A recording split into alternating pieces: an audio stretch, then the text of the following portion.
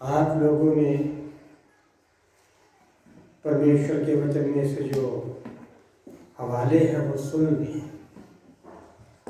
और जो आज का जो विषय इस पर आप खुदा का पाक नाम सुनेंगे वो है द किंगडम ऑफ गॉड, खुदा की बादशाही, रब की बादशाही। इस पर आप खुदा का पाक कलाम सुनेंगे। हम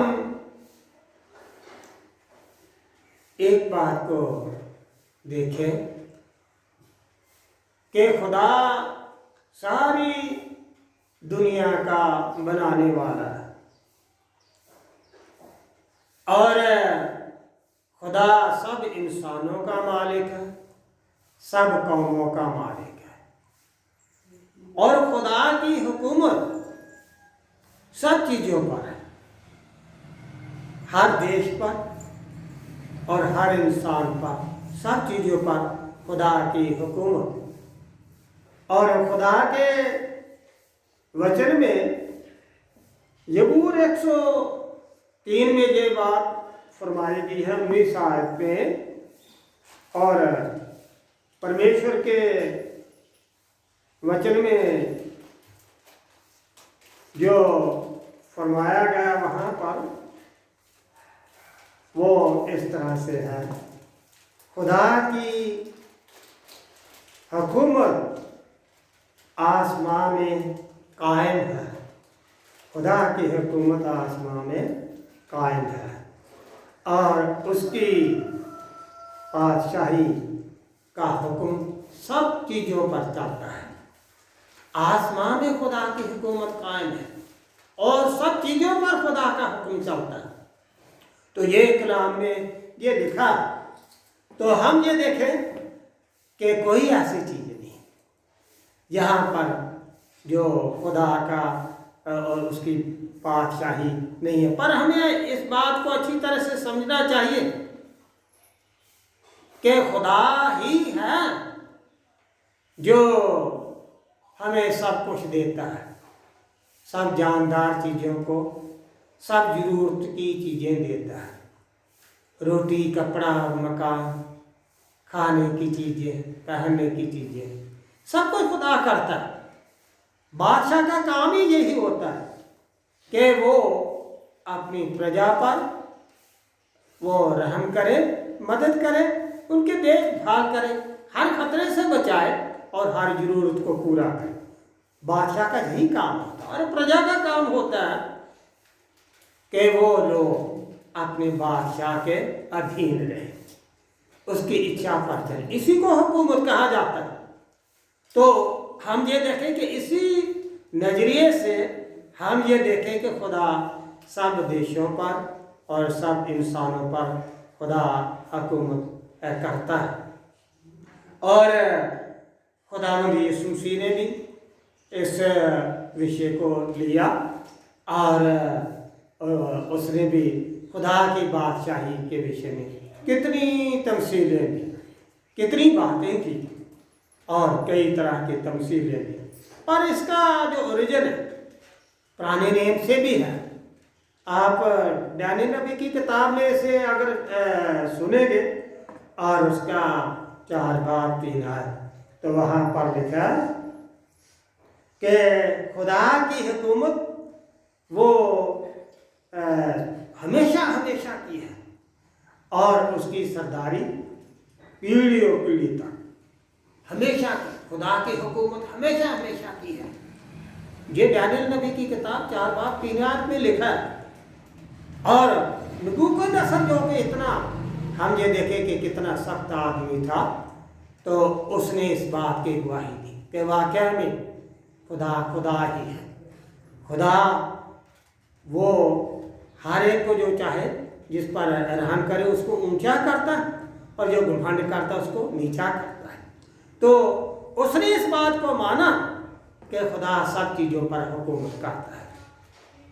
तो इसी विषय को लेकर खुदावंद यीशु मसीह ने भी आगे बात बढ़ाई कि सब लोग खुदा की बादशाही को कबूल करें। और उन्होंने अपनी शुरुआत भी इन्हीं शब्दों से की और उसने कहा कि खुदा की बादशाही नज़दीक है, सब पश्चाताप करो और खुदा की ओर फिरो। तो इन शब्दों से उसने अपनी खिदमत की शुरुआत की।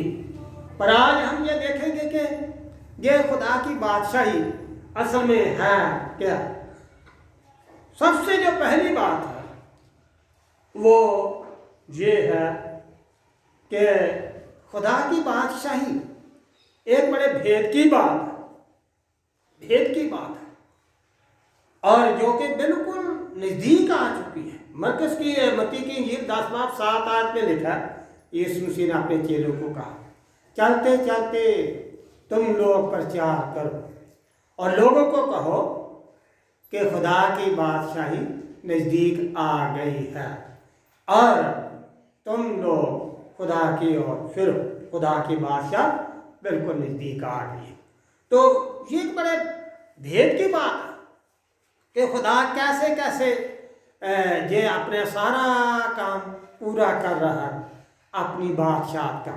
मतलब वो लिंक, जब वो रिश्ते जो इंसान के साथ कुछ कमज़ोर हो गए थे, फिर से उनको सर्वाइव करने के लिए, फिर उनको उन संबंधों को अच्छा बनाने के लिए, अपने बेटे यीशु मसीह के वसीले से बेहतर संबंध बनाने के लिए कि लोगों में और खुदा में एक अच्छी म्यूचुअल अंडरस्टैंडिंग हो, एक अच्छी उनमें तालमेल हो, उस बात को फिर से हम ये कहें कि कायम करने के लिए या उस हुकूमत को कायम करने के लिए खुदावंद ने उसकी शुरुआत की।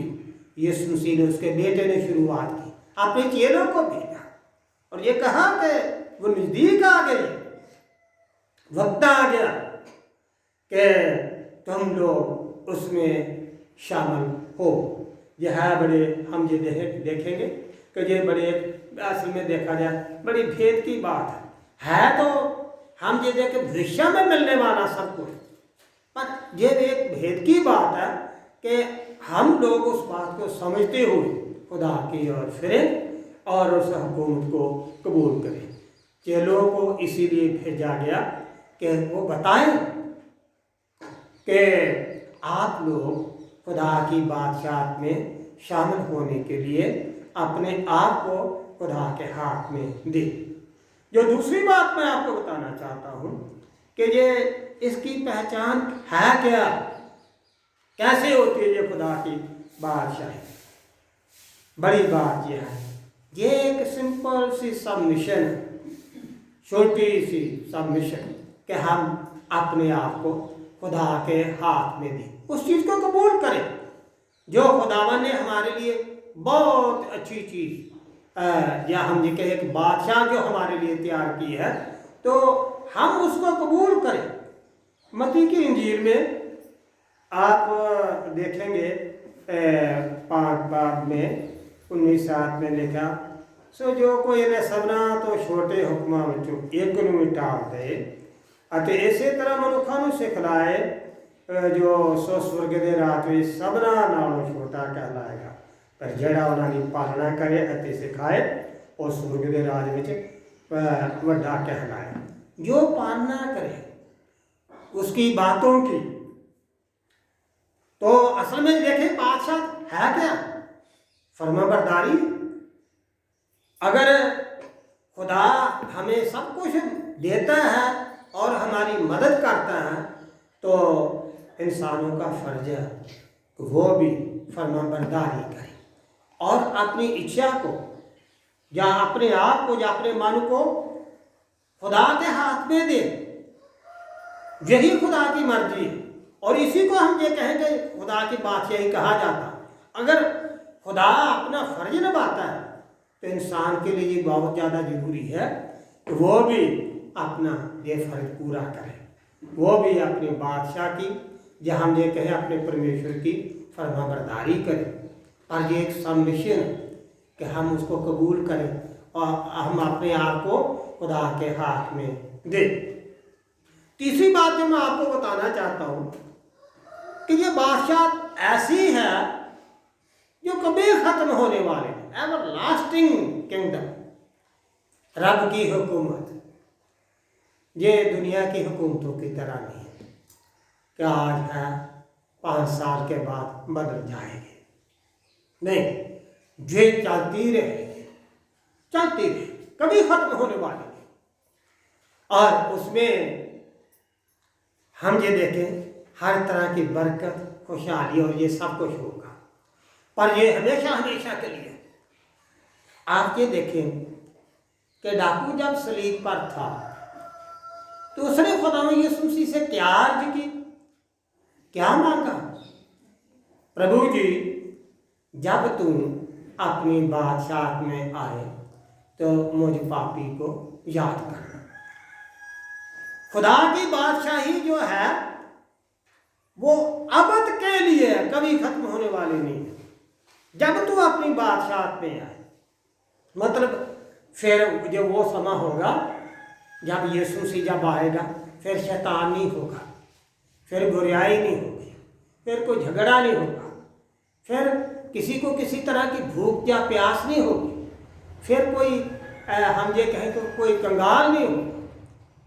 रब की बादशाही वो ऐसी है जिसमें सब कुछ हमारे पास होगा, फिर हमें किसी बात की घटी या कमी नहीं होगी, कोई बीमार नहीं होगा। तो डाकू ने इसीलिए वो ये बात मांगी, प्रभु जी, जब तू अपनी बादशाह में आए मुझे पापी को याद करना, याद करना। और ये हवाला लूका के इंजील 23-42 आयत में है। तो उसने ये इसी चीज़ की मांग की। कितनी बड़ी ये अच्छी बात है जिस चीज़ की उसने ये मांग की, क्योंकि जो खुशी और जो शांति रब की हजूरी में रहकर इंसान को मिलती है वो दुनिया में किसी चीज़ में नहीं मिलती, किसी चीज़ में नहीं मिलती।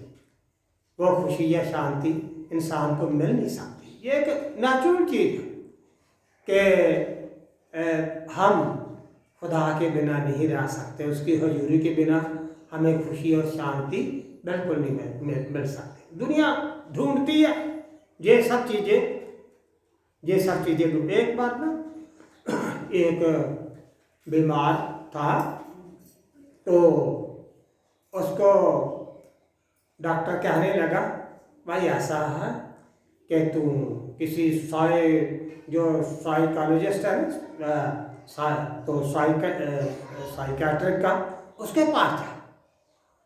तो उसके पास जब पेशेंट गया तो उसने कहा, अच्छा तू ना किसी कॉमेडियन के पास जा जो हंसाता है, जब खुशी है?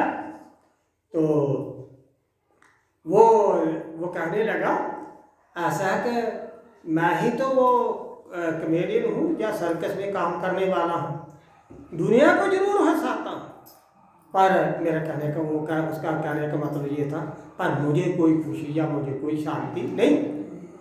बिल्कुल इसी तरह से हम ये देखें कि लोग दुनिया में ये खुशी, ये सब चीज़ें ढूंढते हैं बहुत दुनियावी चीज़ों में, पर मिल नहीं सकती। पर जो अपने आप को खुदा के हाथ में देता है और जो उसकी मांग करता है खुदा से, मुझ पापी को याद करना, खुदा बाप उसको कबूल करता है और खुदा बाप उसको अपनी बादशाह में शामिल करता है। पर ये बादशाह जो मैंने आपको पहले बताया, ये ऐसी है जो कभी ख़त्म होने वाली नहीं, जो कभी ख़त्म होने वाली, चलती रहेगी। और चौथी बात मैं आपको बात बताना चाहता हूँ कि ये खुदा की जो बादशाही है ये दुनिया की तरह नहीं। और रोमियो का खत 14-17 में लिखा कि ये खुदा की बादशाही जो है ये खाना या पीना नहीं, बल्कि हम ये देखें खुदा की रूह में ये खुशी और शांति की बात है। खुशी मिलती है और शांति मिलती है, ये दुनियावी इन सब चीज़ों में नहीं। हाँ, वो ये जो उसका उस खुशी का क्या फ़ायदा, जो एक दिन के लिए बैंड बाजा बजा, थोड़ा सा हमने इधर उधर हिले तो हम ये सोचते हैं कि हमें बड़ी खुशी है, ठीक है। जब पर वो एक थोड़े से समय के लिए है, पर जो रब की बादशाहत में हमेशा हमेशा की ये सारी ये खुशी होगी। और ये हम ये देखें कि जी कितनी अच्छी बात है। जो आखिरी बात मैं आपको बताना चाहता वो ये है कि जो खुदा की बादशाही है उसकी शुरुआत हमें इसी दुनिया में करनी पड़ेगी, इसी दुनिया में करनी पड़ेगी। आपने मुझे मत्ती का हवाला पढ़ा, यहाँ पर लिखा खुदा की बादशाही ऐसी है जो एक व्यापारी की तरह, जो एक भारी कीमती मोती की तलाश में था। तलाश में गुजरे समय में लोग अपने पास बड़ी कीमती चीज़ें रखते हैं। कई लोगों की आमतौर पर हॉबी होती है, वो अपने घर में अच्छी अच्छी चीज़ें रखते हैं, कीमती कीमती चीज़ें, अच्छा लगता है। तो बिल्कुल इसी तरह जो पुराने व्यापारी थे वो भी कीमती चीज़ें रखते थे, कीमती चीज़ें, कीमती मोती। फिर वो बादशाह को भेंट करते थे और बादशाह उससे डबल कीमत उनको देकर उनको वो रुखसत करता था। हाँ, सुलेमान के पास भी तो एक रानी आई, तो आप ये देखें कि कितने तोहफे वो लेकर आए, पर सुलेमान ने उसको उससे भी ज़्यादा कहीं तोहफे देकर उसको भेजा। तो गुजरे समय में ऐसे लोग किया करते, व्यापारी मोती जो कीमती होते थे, कीमती जो चीज़ होती थी वो बादशाह के पास लाते थे। पर हम ये देखें वो व्यापारी भी एक मोती की तलाश में था,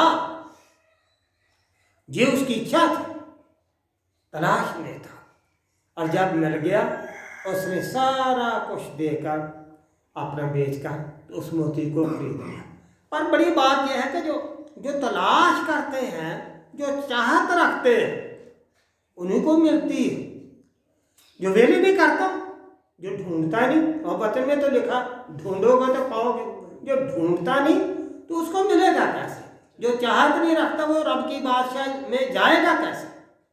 जाएगा भी वही जो चाहत रखता है, और वही हासिल करेगा जो ढूंढता है। तो हम ये देखें, इसीलिए तो लिखा है कि मोती की तरह, पर उसकी जो शुरुआत है वो इस दुनिया में करनी पड़े। बाइबल में ये लिखा है कि मरने के बाद इंसान का क्या हो सकता। अब यशायाह के किताब में लिखा, क्या पताल तेरा धन्यवाद करेगा? उसका मतलब है इंसान जब मर जाता है तो क्या अब वो कब्र में क्या वो अपने लिए आप दुआ कर सकता है? बिल्कुल नहीं कर सकता, कुछ नहीं हो सकता है।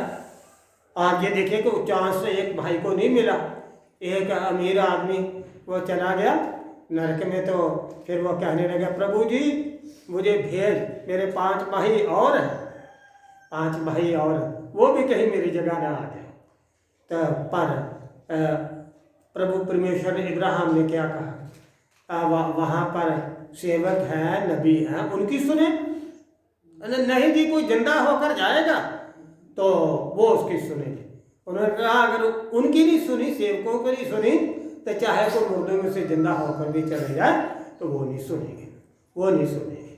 तो उसको फिर ये मौका नहीं मिला, फिर दोबारा उसकी शुरुआत हम ये देखें, खुदा की बादशाही की शुरुआत हमें इसी दुनिया में करनी है, इसी दुनिया में। अगर नहीं तलाश की, अगर शुरुआत ही नहीं की और चाहत ही नहीं रखी, तो हम कभी भी खुदा की बादशाहत में जा नहीं सकते, जा नहीं सकते।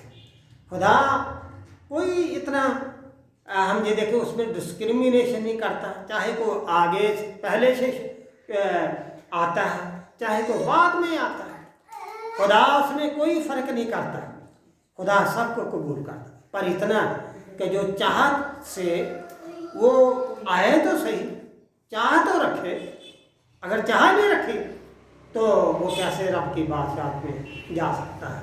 आप ये देखें कि एक बाइबल में एक मिसाल पाई जाती है, बाग में, अंगूरों के बाग में काम करने के लोग कई सुबह से गए, कई दोपहर को गए, कोई 2 बजे गया, कोई 4 बजे गया, तो कोई 5 बजे गया, पर सबको बराबर की कीमत मिली, सबको बराबर की मजदूरी मिली। और मालिक क्या कहता? मालिक ये कहता, क्या मेरा ये हक नहीं कि मैं अपनी दौलत के साथ जो चाहूँ सो करूँ? क्या तुम लोग मुझे इसलिए बुरा कहते हो कि मैं भला हूँ? खुदा तो वाकई में भला, चाहे वो कभी भी कोई इंसान आता है, चाहे बुढ़ेपे में आता है, चाहे जवानी में आता है, खुदा सबको प्यार करता है और सबको माफ़ करता है और सबको कबूल करता है। पर अगर हम पूरी ज़िंदगी में खुदा के पास आते नहीं, चाहत नहीं रखते, तो ये हमारे लिए गलत बात है। इसीलिए उसकी शुरुआत या उसकी तलाश और या उसकी चाहत हमें इसी ज़िंदगी में करनी होगी, बाद में नहीं, बाद में इसका कोई फायदा नहीं है। तो मैं इतना ज़्यादा ना कहते हुए मैं यही कहूँगा कि ये हमारे लिए अच्छी बात है कि हम रब की बादशाहत में चले जाए, उसमें दाखिल हो। और प्रभु ने साफ ही तो कहा, तो टुंडा, काना और लंगा होकर रब की बादशाहत में चल जा, बनिस्बत के तो सब कुछ रखते हुए नरक में जा। सब कुछ रखते हुए, अच्छी सेहत रखते हुए और बाकी दुनिया की चीज़ें रखते हुए अगर इंसान नरक में चल जाए तो उसको क्या फ़ायदा? इसीलिए प्रभु ने कहा कि तू टुंडा, काना, लंगा होकर रब की बादशाहत में चले जा, बनिस्बत के तू सब कुछ रखते हुए नरक में जा। तो हमारा जो बड़ा काम है, बड़ा हम इस दुनिया में आने का जो बड़ा मकसद है वो यही है कि हम रब की बादशाहत की तलाश करें और रब की बादशाहत की चाहत करें और इसी दुनिया में हम उसकी शुरुआत करें। तो खुदा के पास आए, प्रभु यीशु मसीह पर विश्वास करें, उसके नाम पर विश्वास करें और उसके वचनों को हम माने, तो सचमुच में हम सब खुदा की बादशाहत में शरीक हो सकेंगे। खुदा आप सब लोगों को बड़ी बरकत दे और इब्राहिम, इसहाक और याकूब की बरकतें हमेशा आप सब लोगों पर बनी रहें। आमीन।